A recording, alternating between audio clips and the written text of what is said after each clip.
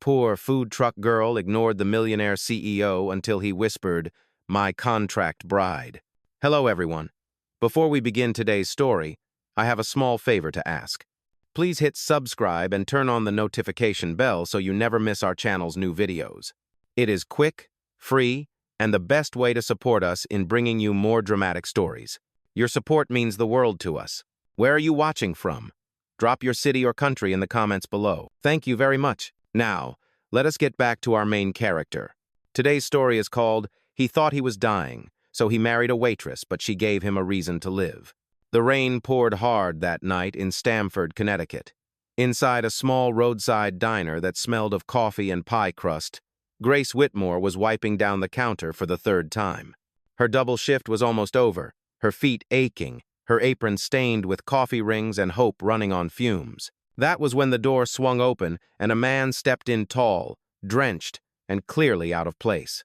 His tailored suit clung to his frame, his polished shoes splattered with mud. He looked like he had stepped out of a boardroom and into the wrong part of town. Grace frowned as he stumbled, one hand gripping the edge of a booth for balance. "Sir, are you all right?" she asked, rushing toward him. He looked up, his face pale, his jaw tight. "Coffee," he muttered, his voice hoarse. "Black, please." His name was Ethan Callahan, though Grace did not know that yet. Billionaire, hotel mogul, a man whose signature alone could move markets.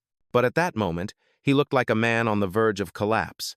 As she poured his coffee, she noticed the tremor in his hands and the distant haze in his green eyes. "You should see a doctor," she said softly, setting the cup in front of him. He gave a faint smile, the kind that hid more pain than it revealed. "Doctors have already seen me," he whispered. "They said I am dying." Grace froze. The sound of rain against the glass filled the silence between them. She wanted to ask more, but his expression stopped her calm, resigned, almost peaceful. He finished his coffee, left a $50 bill on the counter, and walked back into the storm. She thought that was the end of it.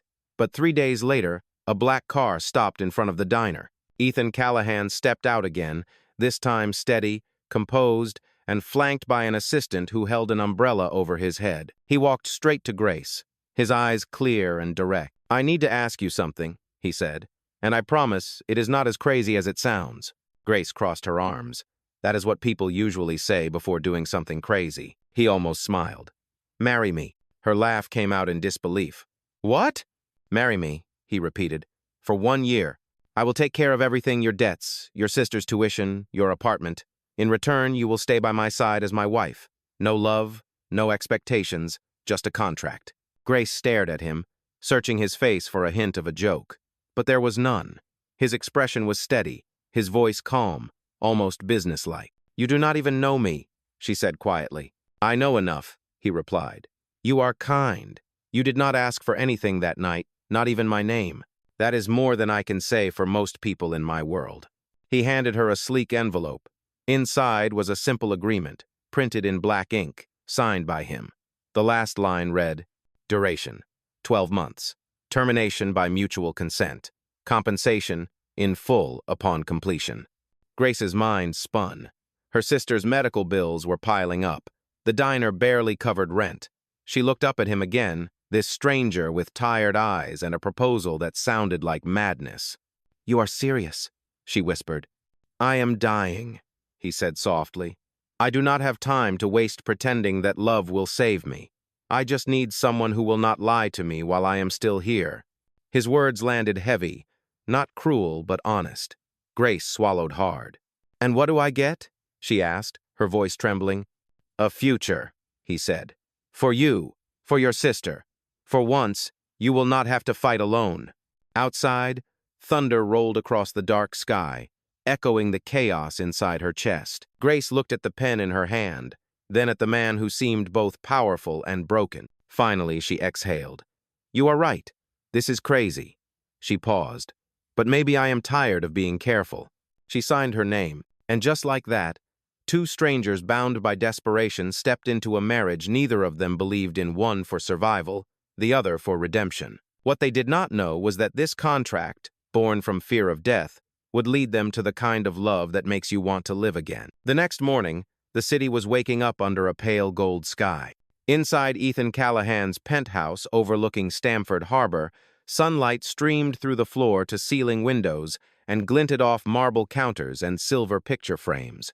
Grace stood in the center of it all, clutching the contract she had signed just hours earlier. The ink on her name was barely dry, and yet her world already felt different. Ethan walked in wearing a charcoal suit, his tie perfectly knotted, his expression calm but unreadable. "Good morning, Mrs. Callahan," he said quietly, as if testing the words. Grace blinked. "That feels strange to hear," she admitted. He smiled slightly. "You will get used to it. For now, there are a few things we should discuss." He led her to the dining table, where two folders waited side by side. "This one," he said, opening the first, "is your new identification, credit cards, and a list of appearances. You will need to attend 5 social events with me this month. Nothing extravagant. Just enough to convince the world we are real." Grace nodded slowly, overwhelmed by the precision of his planning. "And the other folder?" she asked. Ethan's tone softened. "It is the agreement for your sister's medical bills. They have been paid in full. The hospital confirmed it this morning." Grace's breath caught. She pressed a hand to her mouth. "You actually did it?" He nodded once. "A deal is a deal." For a moment, the silence between them was not cold but heavy with something unspoken. Gratitude, fear, the faint tremor of something neither wanted to name. Later that afternoon, Mara, Ethan's assistant, arrived with a team of stylists and tailors. Grace stood awkwardly in front of a mirror as fabric swatches and jewelry options surrounded her. The head stylist, a brisk woman with red hair, pinned a sapphire brooch to Grace's dress. "You will attend the Harbor View Gala tonight," she said. "It is your first public appearance as Mrs. Callahan." Grace tried to smile, but her reflection looked like someone else. The waitress from Rosie's diner was gone, replaced by a woman wrapped in silk and diamonds. She wondered if anyone would recognize her anymore, even herself. That evening, the black limousine glided up to the hotel entrance. Flashbulbs erupted as soon as Ethan stepped out, his hands steady as he guided Grace forward. "Just breathe," he murmured. "Follow my lead." Inside, chandeliers glittered like frozen stars. The air smelled of champagne and money. Grace's pulse quickened as guests turned to stare. She felt their eyes slide over her dress, her posture, her every movement. Ethan leaned closer and whispered, "They can sense fear. Smile." She forced one, the corners of her lips trembling. A man in a white tuxedo approached with an easy grin. "Ethan, old friend, you never told us you had a wife." Ethan's reply was smooth. "Some things are worth keeping private." His arm around Grace's waist tightened just enough for her to feel his warmth through the layers of silk. For the next hour, they moved through the ballroom like two actors in a carefully written scene. Grace played her part, laughing softly, nodding when expected. But every time Ethan looked at her, his gaze lingered a little too long, as if the performance had begun to blur with something real. When the orchestra began to play, a woman with diamond earrings and an icy smile stepped forward. "Ethan," she purred, "you never cease to surprise? A waitress as a wife? How philanthropic of you." Grace stiffened, the insult cutting deep. Before she could reply, Ethan's voice turned to steel. "Watch your tone, Veronica. Grace has more class in her honesty than most people in this room have in their entire fortune." The woman flushed, her smile faltering. Ethan turned back to Grace, his voice gentler. "Do not let them see they can hurt you. They feed on weakness." Grace looked up at him, her heart pounding. "And what about you? Do you ever let anyone see yours?" He met her gaze for a long moment before answering. "No, not anymore." The night continued, a blur of lights and polite laughter. When they finally returned to the penthouse, Grace kicked off her heels and sighed. That was exhausting. Ethan poured himself a glass of water and handed her one too. "You did well," he said. "Better than I expected." She smirked. "You thought I would spill wine on someone, did you?" He chuckled quietly. The thought crossed my mind. For the first time, he seemed relaxed, the tension in his shoulders easing. Grace watched him, noticing how the city lights reflected in his eyes. "Why me, Ethan?" she asked softly. "You could have chosen anyone." He looked out the window toward the harbor. "Because you did not look at me like a billionaire," he said. "You looked at me like a man who needed help." Grace's chest tightened. The honesty in his tone disarmed her more than the proposal ever had. He turned back, offering a faint smile. "Get some rest, Grace. Tomorrow we begin the real act. As she walked to the guest room, she caught her reflection in the hallway mirror, the borrowed jewels, the flawless dress, the nervous eyes. She whispered to herself, "It is just 1 year." But somewhere deep down, a small voice answered, "Then why does it already feel like more?" In the quiet that followed, Ethan stood alone by the window, staring out at the dark water. His hand trembled slightly as he set down his glass. He pressed a palm to his chest, feeling the faint thud of his heart, steady but fragile. For the first time in a long while, he was not afraid of dying. He was afraid of feeling alive again. Weeks passed, and what began as a contract started to resemble a life. The penthouse no longer felt like a museum of glass and silence. Grace filled it with small things, fresh flowers from the market, the smell of pancakes on Sunday mornings, and the sound of her quiet humming as she watered the plants on the balcony. Ethan noticed it all, though he said very little. He moved through his days with his usual precision, but there were moments, brief and unguarded, when she caught him watching her with something that looked almost like peace. Every morning, she joined him for breakfast at the marble kitchen island. He would read the business section of the newspaper, and she would sip her coffee, pretending not to study the shadows under his eyes. "You have not slept," she said one morning. Ethan lowered the paper, his expression unreadable. "Old habits. My mind does not turn off easily." Grace tilted her head. "You could try talking to someone, or at least resting." Ethan gave a faint smile. "You mean a therapist?" She shrugged. "Or a friend?" He looked at her then, really looked, and for a heartbeat the air between them felt too still. "Maybe I already am," he said softly, then returned to his newspaper before she could answer. Later that week, they attended another event, a charity gala hosted by the Callahan Foundation. Cameras flashed, reporters whispered, and Grace smiled through it all, careful to hold her posture, to match Ethan's calm.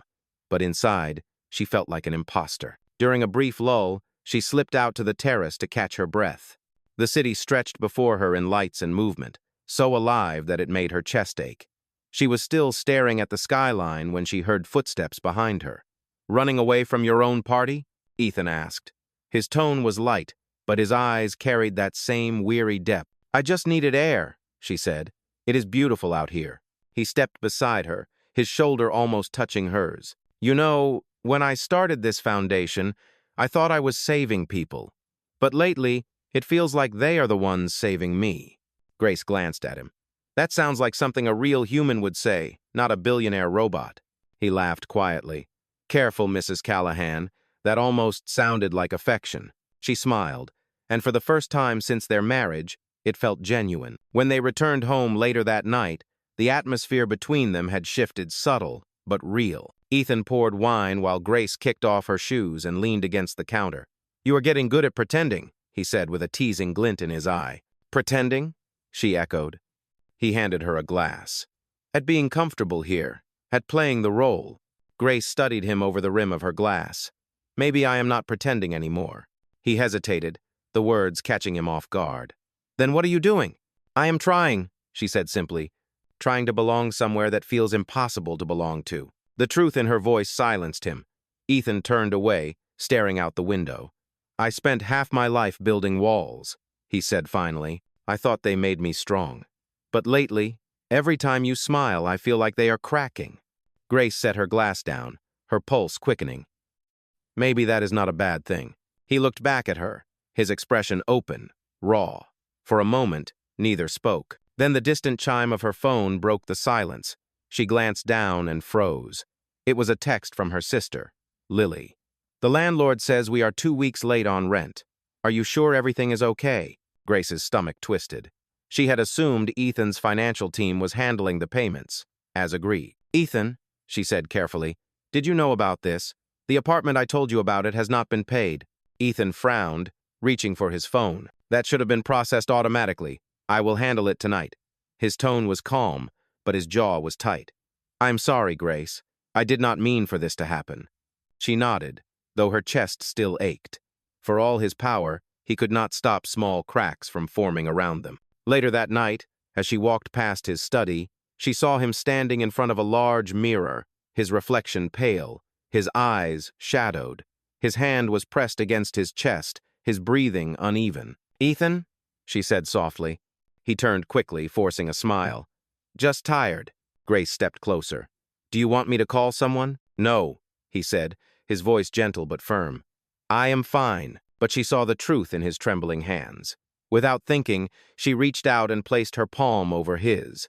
His fingers tightened around hers, as if grounding himself through her touch. For the first time, he did not pull away. Grace, he murmured, his voice barely above a whisper. Do you ever wonder why people wait until they are dying to start living? She met his eyes, her own filling with quiet determination. Then maybe we stop waiting, she said. Right now. The words hung between them, fragile and brave. Ethan's expression softened, his guard falling for just a moment. He nodded slowly.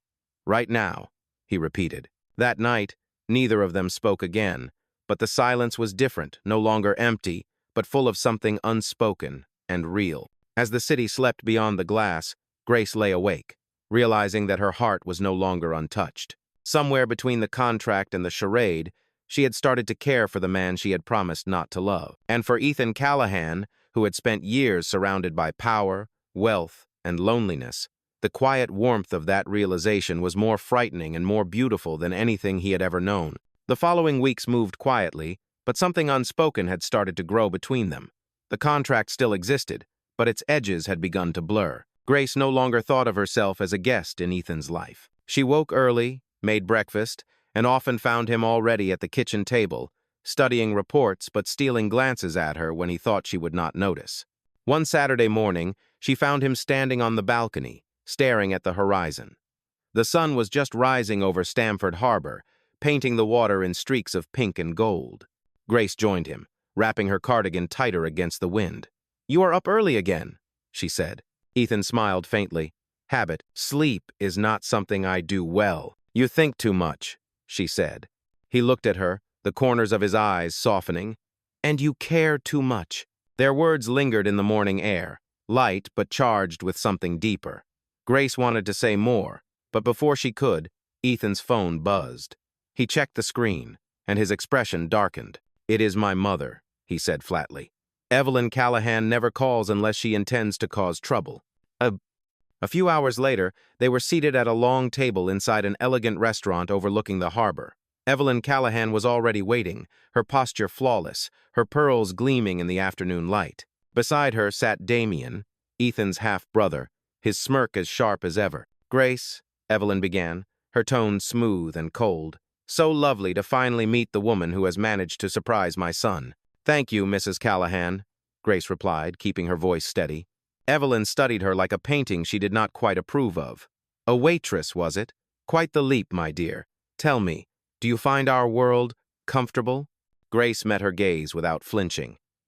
Comfort is not something I have ever needed to survive, ma'am. Damien chuckled. Careful, mother. She has a bit of fire in her. No wonder Ethan likes her. Ethan's eyes narrowed. Damien, he warned, but his brother only grinned wider. Relax, brother. I am only saying she is not your usual type. Normally, you prefer women who come with a price tag and a headline. Grace's fingers tightened around her glass. Before she could respond, Evelyn's voice sliced through the tension. Let us not pretend, Ethan. We all know why she is here. You are sick, and she is convenient. I suppose we should be grateful she agreed to play along. The words hit like a slap. The restaurant grew quieter, curious eyes turning their way. Grace felt her face flush with humiliation, but before she could speak, Ethan rose from his chair. His voice was calm, but every word carried weight. That is enough, mother, he said. Grace is my wife. She deserves your respect. Evelyn's eyes widened slightly at his tone. Ethan, no, he interrupted. You do not get to speak to her like that. Not here. Not ever. He reached for Grace's hand and helped her to her feet. We are done here, he said firmly. Outside, the harbor wind hit them like a wave, cool and sharp. Grace looked up at him, her eyes shining with unshed tears. You did not have to defend me, she whispered. Yes, I did, he replied. You have been fighting your whole life. You should not have to fight them too. Her breath caught. Ethan, why do you always act like you owe the world nothing but penance? He looked away, the muscle in his jaw tightening. Because for a long time, that is all I thought I was worth. For a moment, she wanted to reach for him, to bridge the distance that had nothing to do with space. but the pain in his eyes held her back. That evening, the penthouse was quiet. Grace stood by the window, her reflection fading into the city lights. Ethan approached slowly, his voice softer than she had ever heard it. "I am sorry about today," he said. "They have a way of turning everything they touch into poison." Grace turned to face him. "Then stop letting them." He frowned slightly. "It is not that simple." "Yes, it is," she insisted. "You choose who you let in. You choose what kind of man you want to be." For a moment, silence filled the room.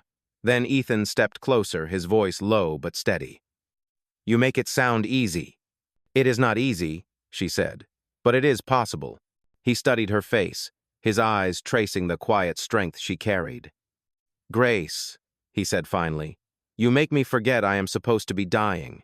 The words hit her like a soft blow to the heart. She wanted to tell him that he was not dying, that maybe his body was weak but his soul was still fighting. Instead, she said, "Then do not forget. Keep living." Ethan reached for her hand, hesitated, and then let his fingers intertwine with hers. His touch was careful, almost reverent. "You should know," he said quietly. "The last time I felt anything close to peace, I was a child. Tonight, standing here with you, I feel it again." Grace's throat tightened. "Then hold on to it." "Ugh." He did not answer. Instead, he pulled her into his arms. It was not a kiss, not yet. It was a promise, fragile, unspoken, but real. When she finally stepped back, she saw something new in his eyes. The cold, calculating distance was gone. In its place was a flicker of warmth, of need, of fear. Ethan Callahan, the man who had built an empire from steel and silence, was beginning to crumble, and Grace Whitmore, the woman he had married out of convenience, was the one holding him together. That night, as they stood by the window overlooking the city, neither spoke another word. But in the quiet hum of the city below, something undeniable had changed. The contract that once bound them was no longer about survival. It was slowly becoming something that neither of them could control, something dangerously close to love. The next morning, the world seemed quieter, almost fragile, as if it knew something had shifted between them. Grace woke to the smell of coffee and the faint hum of the city below. For a moment, she thought she was dreaming. Then she saw Ethan in the kitchen, sleeves rolled up, pouring 2 cups. "You made coffee?" she asked, still half asleep. He looked over his shoulder, a small smile tugging at his lips. "I do know how to use a coffee maker, Mrs. Callahan." She laughed softly. "I did not think billionaires made their own breakfast." He handed her a cup, the warmth seeping through her fingers. "Maybe I am trying to act human for once." It was a simple moment, but for them, it felt monumental. For the first time since their arrangement began, they looked like a real couple, 2 people sharing quiet mornings and cautious smiles. But reality had a way of creeping back in. That afternoon, Mara, Ethan's assistant, entered the penthouse with a folder and a look of unease. "Mr. Callahan," she said carefully, "you need to see this." "Huh?" Ethan opened the folder, his jaw tightening as he scanned the papers. "The board called an emergency meeting?" "Yes, sir," Mara said. "Your brother Damien requested it. He is claiming financial mismanagement of the foundation funds." Grace froze. "He cannot do that, can he?" Ethan exhaled slowly. "He can try, and if he convinces the board, he could force me to step down." Grace's heart raced. Why would he do that to his own brother? "Because he always wanted the company," Ethan said quietly. "And because he thinks I will be too weak to fight back." He set the papers down, his expression unreadable. "Tomorrow, I will face him at that meeting. But for tonight, I would rather not think about Damien." Grace nodded, sensing the exhaustion beneath his calm. "Then do not," she said gently. "Let me worry about you for a change." Later that evening, Ethan sat on the couch with his laptop open, reviewing documents. Grace brought him a blanket and draped it over his shoulders. "You do not always have to carry everything alone," she said softly. He looked up at her, his eyes tired but warm. "I do not know how to do anything else." "Then learn," she said. "Start small. Start with trusting me." Her words settled between them, quiet but powerful. For a long moment, Ethan said nothing. Then, almost as if surrendering, he closed the laptop and leaned back. "You are impossible," he murmured. Grace smiled. "So I have been told." The next morning, Ethan dressed in a dark suit, his tie perfect, his mask of confidence firmly in place. Grace stood by the door as he prepared to leave. "You will be fine," she said. "You always are." He paused, meeting her gaze. "It is different this time. I have something to lose." Grace's voice softened. "Then fight for it." He did not say what he was fighting for, but the way his eyes lingered on her made the meaning clear. The meeting at the Callahan Tower lasted hours. When Ethan finally returned that evening, Grace was waiting in the living room. One look at his face told her everything. "He did he not?" she asked quietly. Ethan loosened his tie and sank onto the couch. "He tried," he said. "But he underestimated me." He explained how Damien had presented falsified documents, only for Ethan to produce evidence of his own proof that Damien had been embezzling funds from the company's charity branch. The board had been stunned. By the end of the meeting, Damien had been suspended pending investigation. Grace's heart swelled with pride. "You fought back." He nodded, though his expression remained distant. "It should feel like a victory," he said, "but all I feel is tired."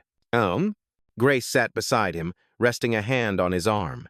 "You are allowed to be tired. You are also allowed to feel proud." He looked at her, his eyes softening. "Do you have any idea how much you have changed me?" Grace shook her head. "Maybe you were never really as cold as you pretended to be." He smiled faintly. "Or maybe you are just stubborn enough to thaw the ice."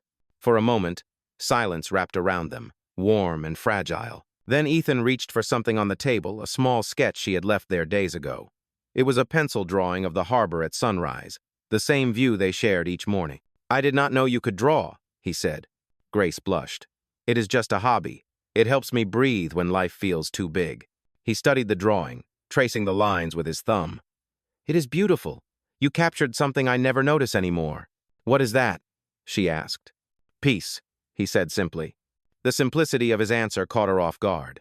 She looked at him, really looked, and realized how much he had changed since that night in the diner. He was still guarded, still wounded, but something inside him had shifted. He was alive again. Ethan reached out and touched her hand. "You have a way of turning silence into comfort," he said. "I do not remember the last time I felt that." Grace's voice trembled. "Maybe you were just waiting for someone to remind you what comfort feels like." He held her gaze, and the distance between them dissolved. Slowly, carefully, he leaned forward and kissed her. It was not rushed or desperate. It was gentle, hesitant, like a man learning how to breathe again. When they finally pulled apart, neither spoke. The city lights reflected off the glass walls around them, casting soft gold across their faces. Ethan took a slow breath. "Grace," he whispered, "whatever happens next, I want you to know that it stopped being a contract a long time ago." Grace's eyes filled with tears, but she smiled. "Then maybe it is time we stop pretending it ever was." And for the first time since their marriage began, Ethan Callahan let go of control. He pulled her into his arms, and for one perfect moment, there were no lies, no contracts, no walls. Only two people who had finally found what neither of them had been looking for but both desperately needed. The next few weeks felt like sunlight after a long storm. Ethan and Grace had fallen into a quiet rhythm that neither of them wanted to break. There were still meetings, reporters, and the constant hum of responsibility, but somehow, their shared moments made it all bearable. Every morning, Grace brewed coffee while Ethan read the news, and every evening, they would walk along the harbor, the city lights reflecting off the water. One evening, as the wind brushed through Grace's hair, Ethan reached for her hand. "Do you ever wonder," he asked softly, "how something that started as a lie can feel more honest than anything else?" Grace smiled faintly. "Maybe it was never a lie, Ethan. Maybe it was just two broken people trying to build something real." And he looked at her, his expression thoughtful. "You make it sound so simple." "It is not simple," she said, "but it is true." They walked in silence for a while, their hands still linked. For the first time in years, Ethan felt like he was not running from his own life. Grace had a way of grounding him, of making him believe that peace was not just a passing illusion. But peace, as he knew too well, never lasted long. 2 days later, Ethan received a phone call that made his expression harden. Grace watched as he stood by the window, his voice clipped, his tone colder than she had heard in weeks. "No, do not let it go to the press yet," he said. "I will handle it myself." When he hung up, she asked quietly, "What happened?" Ethan sighed, running a hand through his hair. "Damien is back. He is claiming that I forged documents to frame him. He hired an investigator to dig into my personal life, and apparently, he has been watching us. Grace's heart dropped. Watching us? What does that mean? It means he knows about our marriage contract, Ethan said grimly. He is threatening to expose it unless I resign from the company. Grace felt the color drain from her face. But if the world finds out, he nodded. It will destroy everything. The company, the foundation, my reputation. And it will drag you into the storm with me. Ugh. Grace stepped closer, her voice steady despite the fear tightening her chest. Then let him. Let them talk. We have nothing to be ashamed of. Ethan gave a bitter laugh. You think the world cares about truth. They care about scandal. A dying billionaire who bought himself a wife, it will sell faster than the truth ever could. Grace reached for his hand, but he pulled away, his voice rising. I cannot let you be humiliated because of me. Hood. Her voice cracked as she whispered, And what about me, Ethan? Do I get a say in this? He turned toward her, guilt flashing in his eyes. Grace. No, she said firmly. You do not get to decide what I can handle. You brought me into your world, and I stayed. Not because of money, not because of pity, but because somewhere along the way, I started loving you. The words hung between them like a confession and a wound all at once. Ethan froze, his breath catching. Grace? She shook her head, tears slipping down her cheeks. You can fight Damien all you want, but do not fight me. Not anymore. For a long moment, neither of them moved. Then Ethan closed the distance between them, his voice breaking. You should not love me, Grace. I do not know how to do this the right way. Then learn, she said, her voice trembling. Learn with me. He reached for her then, pulling her into his arms, holding her as if she was the only thing keeping him upright. You have no idea how much I wish I met you before all of this, he whispered. Grace pressed a hand to his chest, feeling the steady rhythm of his heart. Maybe you were not ready before. Maybe you had to lose everything to realize what mattered. Ethan exhaled shakily, resting his forehead against hers. What matters, he said softly, is you. That night, as they sat together on the balcony, the city stretched below them in a sea of quiet light. Ethan's voice was low but certain when he said, Tomorrow, I will hold a press conference. I am not going to hide anymore. Damien wants to ruin me? Let him try. I will tell the truth before he can twist it. Grace's eyes widened. Ethan, that could destroy you. He smiled faintly. Maybe, but it might also set me free. The next day, the world watched as Ethan Callahan stepped in front of the cameras.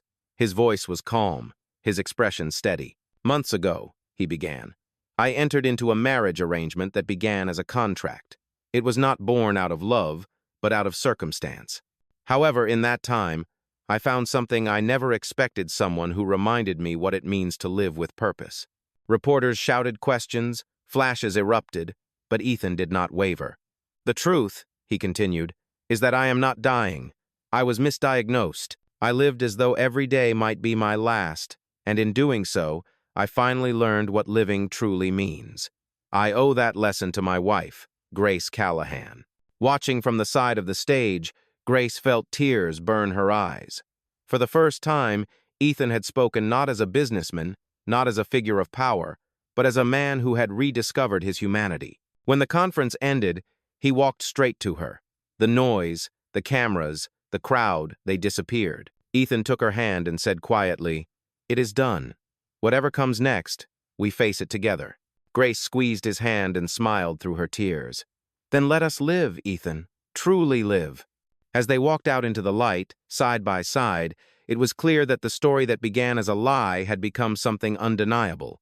It was no longer about contracts, or survival, or control. It was about redemption, truth, and two hearts learning, finally, to beat in sync. The aftermath of the press conference was like a storm. The media called it the Callahan Confession. For days, news outlets replayed Ethan's words, dissecting every phrase. Some accused him of manipulation, others praised his honesty. But through it all, Ethan remained calm, and Grace stayed beside him, her quiet strength speaking louder than any headline. At first, the board of Callahan Enterprises was furious. Investors panicked, shares dropped, but within a week, something unexpected happened. Donations to the Callahan Foundation doubled. Letters from people around the country began to pour in, strangers thanking Ethan for admitting his mistakes and for speaking openly about mortality, redemption, and truth. Ethan read every letter. Some made him smile. Others left him silent for hours. One afternoon, as Grace entered his office, she found him holding a small envelope with trembling hands. "This one is from a girl named Ellie," he said quietly. "She wrote that she saw my speech and decided not to give up on her chemotherapy." His voice broke slightly. "She said, if I can live after believing I was dying, maybe she can too." Grace placed a hand on his shoulder. "You see, Ethan, you thought you were saving your company, but you are saving lives." He looked up at her, his eyes shining with something rare and unguarded. "No, Grace, you saved me first." That night, they returned home to the penthouse, which now felt warmer, fuller. Grace prepared dinner while Ethan opened a bottle of red wine. They sat across from each other, the city lights painting soft reflections on the glass walls. "To honesty," she said, raising her glass. Ethan smiled. "To you." They clinked glasses, and for the first time, there was no shadow between them. Later, as the evening grew quiet, Ethan walked to the balcony. The harbor shimmered beneath the moonlight. Grace joined him, leaning against the railing. "Do you miss it?" she asked. "The old life, the walls, the control, the silence?" Ethan shook his head. "I thought control meant strength, but it only made me a prisoner." He turned to her, his voice low. "You freed me, Grace, from fear, from pride, from myself." She smiled softly. "Then maybe we both found freedom."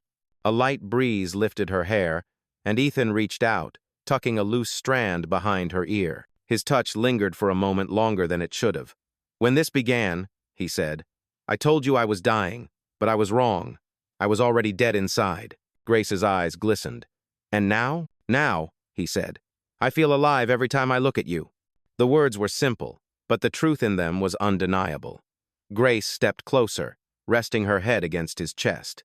The steady rhythm of his heart filled the quiet. They stayed like that for a long time, saying nothing, just breathing the same air, watching the city pulse below them. The world outside could twist their story however it wanted, but inside that moment, it did not matter. Ethan finally whispered, "Do you ever think about how strange this is? That a contract brought us here?" Grace smiled. "Maybe it was never about the contract. Maybe it was fate disguised as paperwork." He laughed softly, pressing a kiss to her forehead. "Fate has good taste, then." The sound of their laughter mingled with the hum of the city, gentle and alive. For the first time, there was no performance, no pretense, only truth. And in that truth, Ethan Callahan realized that love had not only rewritten his story, it had given him a reason to keep writing it. Weeks later, life inside the Callahan world had changed completely. The press had moved on to new scandals, and the chaos had settled into quiet admiration. Ethan's decision to reveal the truth had turned what could have been a downfall into something bigger, a redemption story. The Callahan Foundation was expanding its outreach, sponsoring hospitals and scholarships for underprivileged youth. Grace was now helping run it, using her experience to connect with families who once felt invisible. Every morning, she and Ethan worked side by side. The office was no longer a place of silence and hierarchy, but a space filled with purpose. Ethan often watched her from across the room, the woman who had once been a stranger now, standing as his partner in every sense. One afternoon, the board gathered for an announcement. Ethan stood at the head of the table, the same room where he had once faced humiliation and doubt. "As of today," he said, his voice firm, "I am transferring a portion of my shares to the foundation. This company was built on ambition, but it will continue on compassion." M2. There was a murmur of surprise, but Grace only smiled, knowing this was his way of closing one chapter and beginning another. After the meeting, he found her in his office, standing by the window. "You did it," she said. "You kept your promise to live differently." Ethan stepped closer. "I only learned how because of you." Grace turned to face him. "You did the hard part yourself. You faced your family, your past, your fears." He reached for her hand, holding it gently. "There is one thing left I have not faced," he said. "What is that?" she asked. "You," he whispered. "The contract ends next week. No signatures, no obligations. After that, you are free to walk away." Grace looked at him, her heart tightening. "And if I do not want to walk away?" Ethan's breath caught. "Then tell me to stay." She stepped closer, her voice trembling. "Stay, but not because of duty. Stay because you want to. Ember. Ethan smiled, a genuine, unguarded smile she had never seen before. I want to. He reached into his pocket and pulled out a small box. Inside was the same titanium ring he had once placed on her finger, a symbol of a deal. But now, it looked different. The dull metal had been replaced by gold, engraved with a single word, alive. I kept the design, he said softly, but I changed the meaning. This is no longer a contract. It is a promise. Tears filled Grace's eyes as he knelt before her. Grace Whitmore Callahan, he said, his voice steady. You gave me a reason to live. Will you give me a life worth sharing? She covered her mouth, nodding through her tears. Yes. 1,000 times yes. He stood and slipped the new ring onto her finger. For a moment, neither spoke. The world outside their window glowed with late afternoon light, the city humming softly below. Ethan whispered, I once thought love was a weakness. Now I know it is the only strength that matters. Grace smiled through her tears. Then let us use it well. He kissed her then, not like the hesitant man she had met in that diner, but like someone finally awake. Outside, the harbor shimmered as the sun dipped low. Inside, two people who had built a marriage out of fear now stood together in love, stronger than either had ever been alone. The contract had ended, but their story had just begun. 1 year later, the Callahan Foundation hosted its largest charity gala yet. The ballroom shimmered with gold light and laughter, but the night was not about wealth or power, it was about gratitude. Guests from across the country had come to celebrate the new initiative that provided health care for families who could not afford it. Grace stood at the entrance, greeting donors, her simple gown reflecting the soft light. She had grown into her role gracefully, no longer the quiet waitress from the diner, but a woman who carried purpose in every word and gesture. Ethan watched her from across the room, his expression full of quiet pride.